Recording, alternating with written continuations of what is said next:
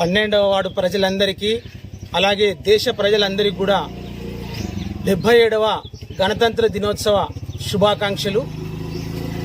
మనకు స్వాతంత్రం వచ్చినప్పటికి కూడా ఇంకా బ్రిటిష్ చట్టాలే అమల్లో ఉండే కాబట్టి మన డాక్టర్ బాబు రాజేంద్ర ప్రసాద్ చైర్మన్గా అధ్యక్షతన డాక్టర్ బిఆర్ అంబేద్కర్ గారు చైర్మన్గా నియమితులయ్యి సుమారు 2 సంవత్సరాల 11 నెలల 18 రోజుల పాటు వివిధ దేశాల్లోని వివిధ అధ్యయనాలు చేసి ప్రపంచంలోని అన్ని మూలాంశాలను కూడా వివరంగా తీసుకొని ఒక మహత్తరమైన ఈ యొక్క రాజ్యాంగాన్ని రచించిన గొప్ప వ్యక్తి మన డాక్టర్ బిఆర్ అంబేద్కర్ గారు.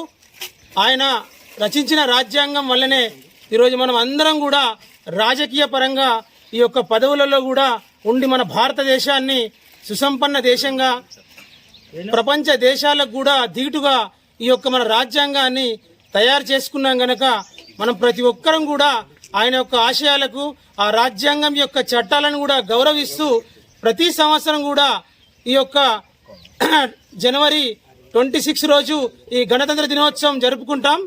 1950 జనవరి 26న ఈ యొక్క చట్టం పూర్తిగా మన భారతదేశంలో అమలు కాబడ్డది కాబట్టి ప్రతి జనవరి 26 తారీఖు రోజు ఈ యొక్క గణతంత్ర దినోత్సవాన్ని జరుపుకుంటాం. కాబట్టి దేశ ప్రజలందరికీ అలాగే నా 12వ వార్డు ప్రజలందరికీ కూడా 77వ గణతంత్ర శుభాకాంక్షలు. జై హింద్.